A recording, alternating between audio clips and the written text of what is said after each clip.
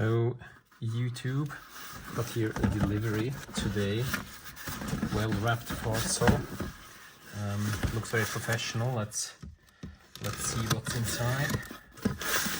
It's a nice box, almost hermetically sealed. Let's see what's inside. Oh, this looks like something really big. One big piece of something.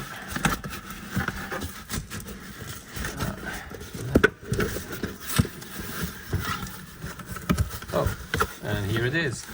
It's a box in a box and bubble wrap. So I really don't see why there needs to be a box in a box, because clearly it's not what it needs. And it's very unproportionate. I mean, probably could fit 2 of these in here. Not quite, but almost.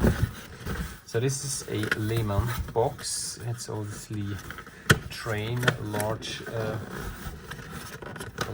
train.